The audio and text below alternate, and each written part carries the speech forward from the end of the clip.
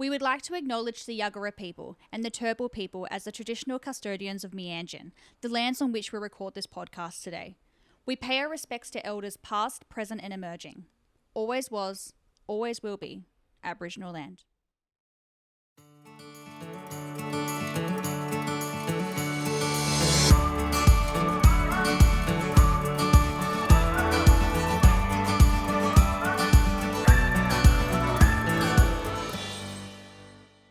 Hello, everyone, and welcome to For the Health of It, a podcast made for healthcare professionals by a nurse on the inside. So my name is Jess Tully, and I'm the Brand Ambassador of Healthcare Australia, but also a registered nurse myself. So if you have been a listener of this podcast, you will know that I'm very heavily involved in working in the rural remote sector of agency, but also metro. But today's episode is really awesome because it's talking about all the things I love, which is travel nursing. So this applies to nurses and midwives working all across Australia. And I have a special guest with me today. So I've got Caroline Tui, who not only is a pretty amazing rural remote consultant, but she's now the team leader of R&R in the Brisbane office. And she was my original consultant when I first started working for HCA. So this is very special and a very personal episode for me. But I want to have a huge welcome to Caroline. Thanks, Jess. How are you? I'm good. Are you nervous? How are you feeling? Yeah, definitely. Of course. But you're talking about all the things that you love, right? You absolutely love HCA. Before we dive into rural remote, I want to learn a little bit about you because people would have just had a little bit of they would have heard a little accent just then. Yep, that's it. So I'm originally from Ireland, moved over here about maybe 13 years ago. And I've been working for HCA since 2019. So I first started as an administrator with the rural and remote team. And about 8 months into that, I switched over to a consultant where I worked as a consultant for about 2.5 years. And of course, I got to spend a lot of my time with Jess. And then probably the last year, I've been working as a team leader for the rural and remote team where I kind of coach and do the day-to-day running of the consultants here in the Brisbane team. So good. And trust me, the R&R team do so much work behind the scenes. Like, I didn't realize as a nurse myself how much work you guys had, right? I would complain about how much work I had to put in with all my paperwork and documentation as a nurse. But seeing what you guys do, it is actually quite an eye-opener. So that's what this episode is going to be about, is trying to explain to nurses what is rural remote nursing, but also like the onboarding kind of expectations and all the questions that I get sent in daily on social media. So you've been with the company for a few years. You know, you had to deal with me as your as one of your nurses for you. The first question I always get asked is, how many years experience do I need? Like, what's the minimum requirement of joining R&R or travel nursing? So to join the R&R team, we want to make sure that all nurses have at least 2 years postgrad experience. And the reason for this is that going rural and remote, it can be very different to working in an urban setting. So you want to make sure that you have the skills and you're able to cope with being out there in these facilities on your own potentially. Yeah, very true. And I think a lot of questions that I get asked as well is, yes, it's the 2 years experience, but it's 2 years full-time experience. Someone that works, say, in a part-time capacity over 2 years, because we have to provide statements of service to show evidence of how long we've been nursing. So it has to be 2 years full time. So that's a question I get asked a lot, because some people go away on holidays for 3 months or they drop down to a part-time for any reason. So 2 years full time. And then what about specialties like ED, ICU, pediatrics? How long do you need for those areas? So again, we want to make sure that you have at least 2 years experience in those fields. A lot of nurses who do graduate end up doing a rotation year where they only spend about 3 months in each skill set. And with that, that's not enough experience to go rural and remote. So we want to make sure whatever speciality you're working in, you have at least 2 years experience in that field. Perfect. So say, for example, if you've done medical surgical nursing for that 2 years, you could do a medical surgical placement with R&R. But I couldn't exactly be like, oh, can I go work in theatre? No, definitely not. No, unfortunately. You need experience. Yeah. Yeah, so good. So that's always the questions I would get asked. Now, one thing I wanted to run through was the word rural remote nursing sounds to me, before I even joined, sounds like you're just in the outback and there's like no one there and there's no doctor, and it sounds very intimidating. Just the word rural and remote. But I try to use the lingo like travel nursing, because that's what it is, right? You can actually travel all around Australia and do all these incredible things. And that's what I've been able to do with the company. But I just wanted to break down the titles a little bit and the kind of the wording. So there's regional placement. So how would you describe regional? So regional placements, this is where your larger facilities are. So your hospitals that kind of range from maybe 50 to 150 beds. Yep. And then we move they're about maybe 3 to 4 hours outside metropolitan areas. Some can be a little bit further away. Some of them are located along the coast. Yeah. So they all kind of make up your regional facilities. Yeah. I always try and tell people that like if it's not a metropolitan kind of hospital in like a city environment like Sydney or things like that, then pretty much it's classed as regional if it's outside of those areas. Because if once you get a few hours outside of Sydney, then that's classed as regional. So you can actually be only a couple hours away from Brisbane or a few hours away from Sydney and do these types of contracts. You're not out in the woods. You're not out in the outback. So I started off with a regional placement as like a brand new nurse into the world of R&R. And I had a huge hospital with doctors on duty all the time, CT scanners, huge radiology department. And I always joke and say that if there's a McDonald's or a Kmart or something in that town, like you're not very remote, like you're pretty sweet. Yeah, exactly. It's where all of your specialities lie. Like you said, there's CT scanners there, there's x-rays, radiology, there's everything. So any type of nurse or speciality that you are, you know that you can potentially get a job in these regional facilities. Yeah, perfect. It's a great way to like step into, I guess, the R&R world. Now, the next one after regional would be then rural. And I've done a couple of rural placements myself, and it is different. The type of work is very different. I did one in New South Wales, and I had a doctor on duty Monday to Friday during office hours. But then they would also be at the GP clinic. So I had to call them in. So they would come and do their rounds in the morning.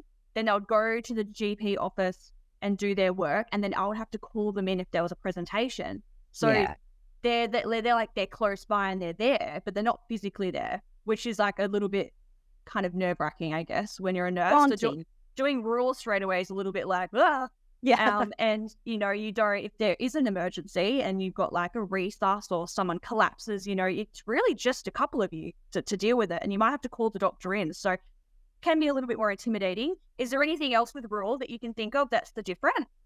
And we class a lot of these facilities, we call them MPSs. So they're called multi-purpose facilities, and they can all range from about maybe 8 beds to 30 beds. Yeah. And as you said, Jess, it's one of those things, there's not a lot of nurses on shift during these times. So it may be that the doctor's offsite. It could be a video conference that you need to make with the doctor as well.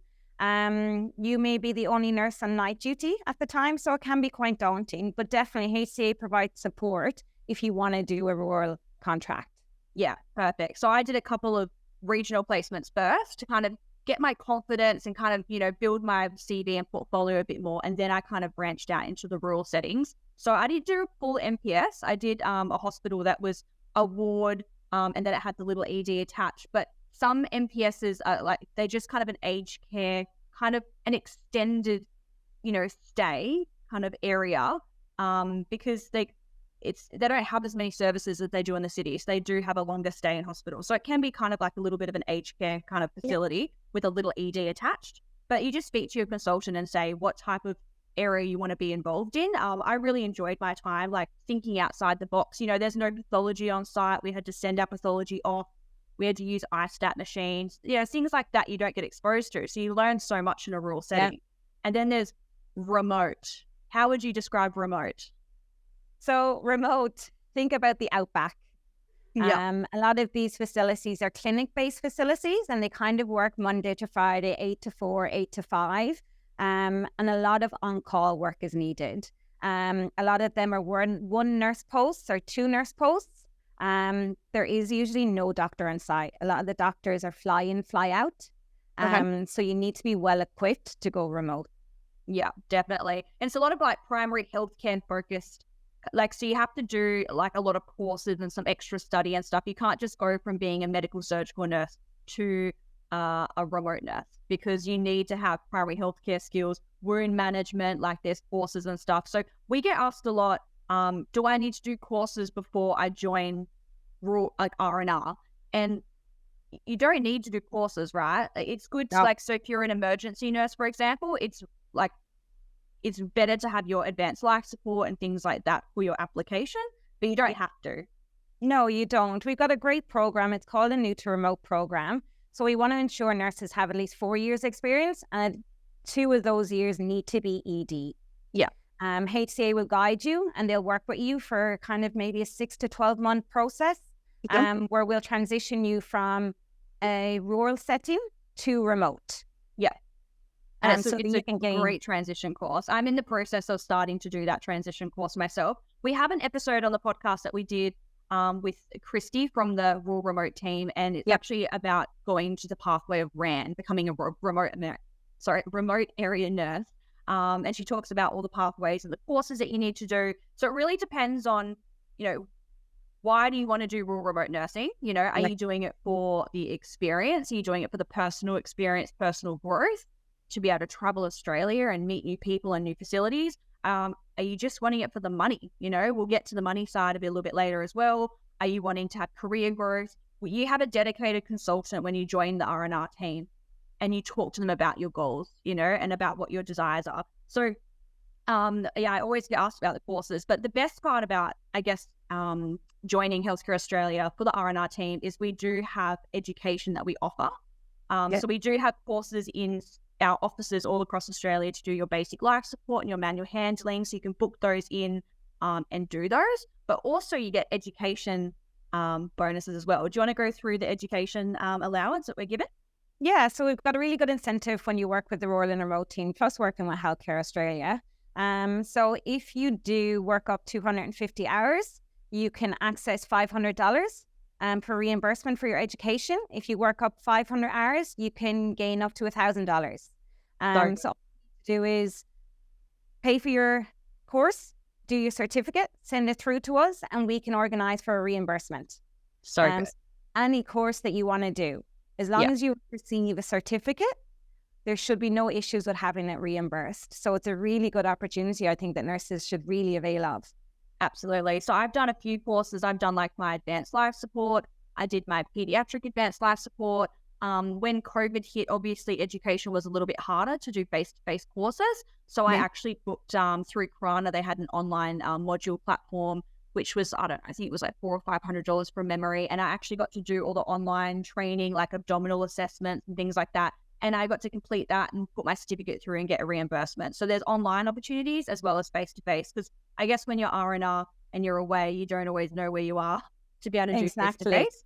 So you do have online opportunities as well. I'm actually booked to do my remote emergency care course in Cairns soon with Krana, and it's something I've wanted to do for such a long time, and I get that reimbursed now with HCA. So I'm stoked. I love the education. Everyone needs to use it for sure. The next one I wanted to go through is, how long does it take to join? And like the biggest question after that is, how long can I go for? Like, can I just go for a week or 2 weeks, or do I have to go for a certain amount of time? With recruitment first, so it's very much dependent on the nurse themselves. So it does take a lot to come on board with us. There is a lot of paperwork, but once you get the paperwork sorted at the start, it's actually quite easy. We do have a dedicated team. We have a recruitment team that you'll be in contact. They'll organize all of your paperwork. We've got a great online portal where we can send you all the documents. So if we were to look at time-wise, I'm going to say potentially about a week or 2 weeks. Yeah. If you are happy and ready to start on an ASAP, we can push that through quicker. But it takes about maybe 10 to 20 hours for us to onboard a nurse. I know, and I see that. I see the evidence of that. I'm like, it really does take a lot of time for you guys behind the scenes. There is a bucket load of paperwork. I used to complain as a nurse, but now seeing what you guys do, I don't complain anymore. And then, so how long can I do placements for? Can I do a 2-week placement, or is what's the go with that? So we want to really have our nurses do a minimum of 4 weeks to start with. I know it can be really daunting, and a lot of nurses want to do 2 weeks, but we have to remember that we're facilitating a community and a facility that really need our help. That's why we're doing agency work. So we want to make sure that nurses do a minimum of 4 weeks. And then you can do a contract anywhere from 6 weeks up to 12 weeks, even longer, depending on whether you like the facility and the facility want to extend you. Yeah, I always extend. Like most people get so nervous to join to do this, and they'll do maybe a 6-week contract because they're nervous to extend past 6 weeks. But then as soon as they get there and after a couple of weeks, they feel so at home and then they always extend. That's what I see all the time. I've extended every single contract I've done. It's so good though. Like you make such a friendship with that facility. Yeah. Yeah. No, I've loved every experience. So I'll also add as well. So you can do the 4-week ones, but if you do 6 weeks onwards, you get all your travel included to and from your like home base. So from your airport home base, for example. So if I'm in Brisbane and I want to go to, say, I don't know, New South Wales and fly there, then that will all be covered to and from my home base. But 4 weeks, it's capped, isn't it, at a certain amount? Yeah, it's a little bit different. A lot of our clients cap their travel. So anything under 4 weeks, it depends on what cap that client is actually giving. So some clients may give 100, some may give 200, 250 each way, and then you pay the shortfall. Yeah. So it's more beneficial to get the free travel option if you do the 6 weeks and above. Yeah. So 4 is definitely doable and possible, but like if you're going to do this, do 6 weeks, get all your travel included, have all the perks and benefits, and then like you're already accumulating more hours towards the education bonus as well. So just do 6. I dived all in and did a 12-week contract as my first time. So scary. I actually look back and I'm like, whoa, I had some guts. But no regrets whatsoever because I absolutely loved my experience, obviously. So let's talk about the compliance in each state because I get asked these questions a lot and I've dealt with it myself and I understand, I guess, the frustration when it comes to like nurses and midwives wanting to say they're working in Queensland, they're loving it and they're like, cool, so can I go to WA next week? How do you react when someone says that? It's very difficult because a lot of nurses, when you on board with the rural and remote team, a lot of nurses like to think that the paperwork is done at the start. But then as we kind of assign you a consultant and you get to know your consultant, that's when you decide on the states that you want to go and work in. And unfortunately, some of the states do require more paperwork than others, especially WA. WA is probably one of the hardest states to get into. Their compliance management is so high. So we kind of do this as a later stage as you progress through your travel nursing. But working with children, you need to get your MRSA, you need to get statements of service, you need to make sure that all of your serology has levels on it and it doesn't just say that it's immune. So there's a lot of back-end work that's needed in the by HCA. We're happy to do it on your behalf, but some of the nurses need to ensure that they're also happy to do a lot of the paperwork themselves so that we can mutually find a really good placement in that state for them. Absolutely. So it's all, I guess, it's all back to communication as well. So once you are assigned a consultant, you can have a chat about, what your desires are. Have a think about, where is it that you want to go? And like, why is it that you want to go to WA? Is there a huge, strong desire to go there in particular? Or did you just choose it for the sake of it? Because if you're happy to go to Queensland or New South Wales, then that's actually quite an easy process. And then you can actually have more time to sort the paperwork out and then maybe do a WA one a little bit later. So WA and NT are like the hardest compliance. So NT's got a bucket load of paperwork as well. Yes. I just personally done all my NT paperwork because I'm going to be going in a couple months. And, I had to get a hepatitis A injection. I had to get like my working with children check. I had to get a police clearance. Then you've got to get like stat decks to prove that you've applied for them. And my working with children check took nearly 3 months to get to me. It only just came to me and I applied for that 3 months ago. So it can be quite lengthy. So Queensland is like one of the easier ones to work in, isn't it? And New South Wales. Yeah, Queensland and New South Wales are pretty straightforward. A lot of the paperwork we can do on your behalf. And a lot of the paperwork is already done while you've been onboarding with the team. So it's quite easy to do. As you said earlier, do a contract first in these 2 states. Then if you're wanting to do WA or NT, we can get the paperwork ready while you're currently on contract. Yeah. And it's the easiest way to do it, right? Yeah. And more questions. I always love to educate people about this, about upskilling. I think a lot of people feel like when they join agency, they have to be like really, really senior, really, really skilled before they can even step foot into this travel nursing world. But it's not the case. As you said, it's that 2 years experience. And if you're an eager learner and you want to learn and a facility can see that, there are opportunities to speak to the facilities and say, hey, like I'm such a keen learner. I've done this contract with you. These are my references. I've got good feedback. Can I maybe get trained in emergency, or can I maybe get trained in this area? And if they're open and willing to do that, then obviously HCA have your back as well, and they will help support you with contracts so you can upskill. So my story was I was a ward nurse and a theatre recovery scrub scout. And I did a theatre placement for my first one, and I kept going back to that same facility doing that. And I kept getting called out of theatre to help out an emergency when they were really, really busy and we didn't have much going on. And I loved it. It was my first exposure. And then I ended up asking the NUM of ED, and I said, look, I love agency world, so I'm not prepared to give up agency to like sign full time and go to a small town and work in ED. But I was like, but if you're willing to take me in emergency and guide me a little bit, I would like absolutely love that. And she said yes. And I was there for, I think, a further 9 months in that facility, and everyone taught me. I got to do my cannulation skills again, and I got to do further contracts, and then I got to step foot into the correctional facility as well. Yeah. What a great opportunity. I know. And you were saying to me on the phone, I remember when I told you, I was like, oh my God, I spoke to the NUM. I've got an emergency contract. And you're just like, what? That's amazing. It's really good. Nurses need to be really flexible, really open, really willing. If you want to progress further in your career and really upskill, HCA and your consultant will guide you and they will help you through it. But the more open and flexible you are as a nurse, the greater the opportunity. Yeah, absolutely. And obviously I was super flexible, and I was like, yeah, take me, I'll do it.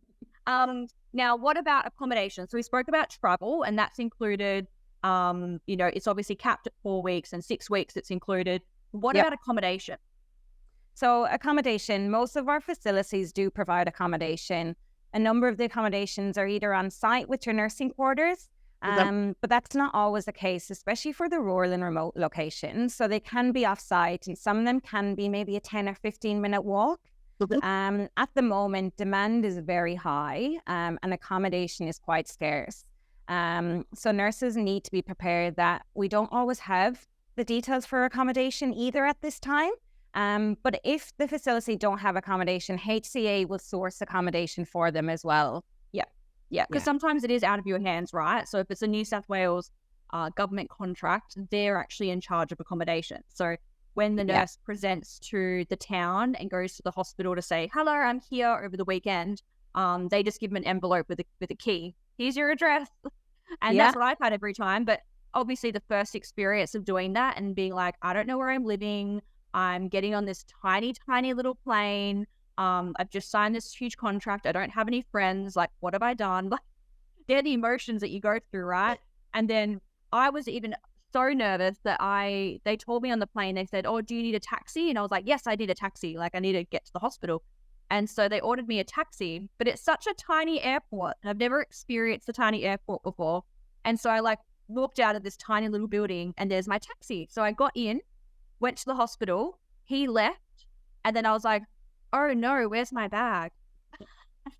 And my actual luggage was still at the airport because it doesn't have a conveyor belt like a normal airport. So I had to get another taxi to the airport, and there's my luggage just sitting in the driveway of the airport. And then we got it. Then I had to go back to the hospital and then get my little envelope with where I was living, and then I had to walk and find it. And sometimes the envelope is left at reception and the person at reception doesn't know who you are. Yeah.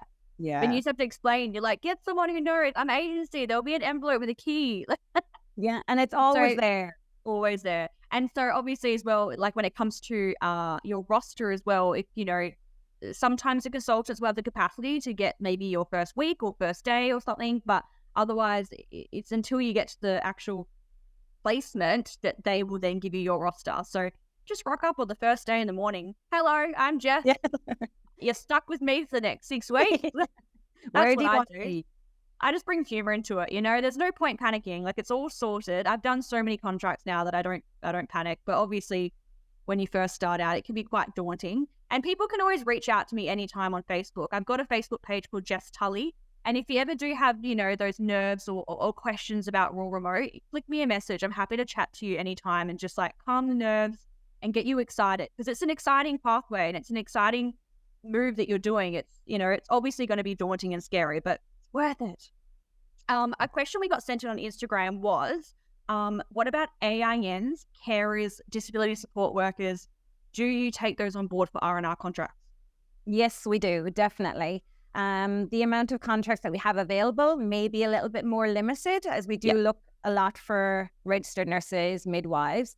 But we definitely do take AINs, and we have a lot of facilities that are national based as well. So they do get to be a travel nurse or an AIN as well, very similar to everyone else.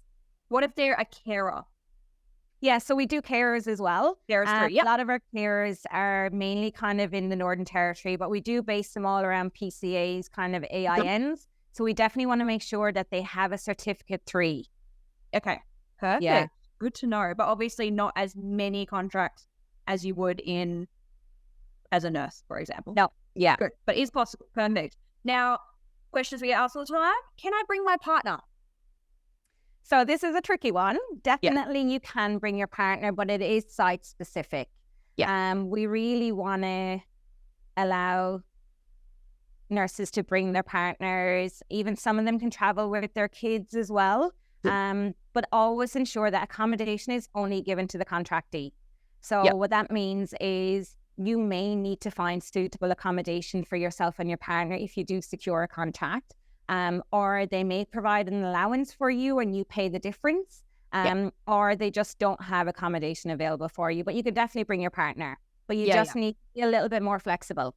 Yeah. So obviously it's going to limit your options of where you can go if the facility will accept you, because if they have somebody who doesn't have a partner versus somebody who's bringing their partner, and then that one's just way easier, right? If you're just like, oh, let's just do that, because when I do my accommodation, I'm always sharing in a house with other nurses. So I guess from another nurse's point of view is, if you've got a random male or female partner in the house and like you're sleeping on night shift and you get up and they're just kind of sitting there, it's a very strange feeling. I think it would be a really unusual feeling. When it's a buddy nurse, it's fine, but when it's just like someone's partner in your house and in your environment where you want to, I guess, feel safe and you feel a little bit uncomfortable because it's sort of not really your home base, right? You're just there staying temporarily. Having some random there would be weird. Yeah. Sorry. And you want to be transparent with your consultant at the start. You don't want any surprises for the facility when you rock up and your partner's with you. So be open and honest with your consultants from the start, and they'll work with you to find the locations that you can bring your partner with you.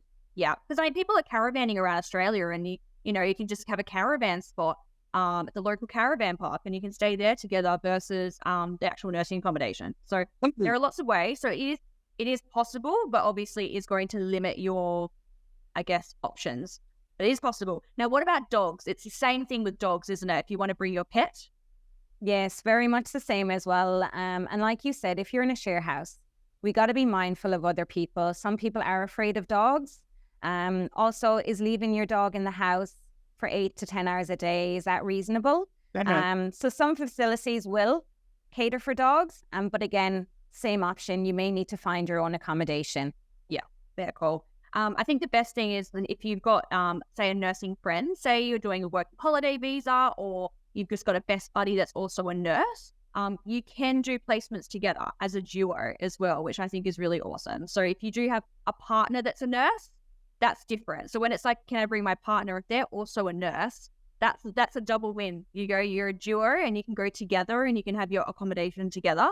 But if you've got your best friend with you, depending on your specialties and your skill set and what you guys are doing, the consultants will do their best to place you as a duo. So that's definitely an option. And so many people do that, which is great. The other question that I've had from consultants just to bring up is the importance of, I guess, the nurses and the midwives and the healthcare professionals of keeping up to date with their own mandatory CPD requirements. So you'll notice on the EHCA app, it'll tell you when when something's expiring and when something is okay, but you will actually get alerts in your email. And I'm guilty of it too. I just ignore the emails all the time. We do that. I don't know why we do that. We nurses are a little bit lazy in that department.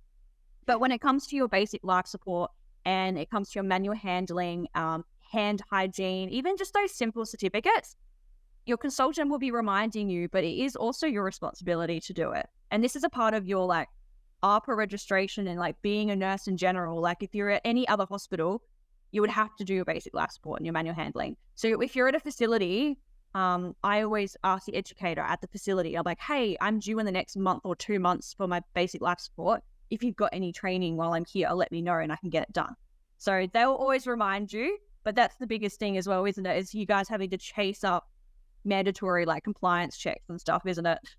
Yeah, and we feel bad. We don't want to be bugging anyone every day or every second day, but it's really important to make sure that the nurse is compliant when they go out and contract.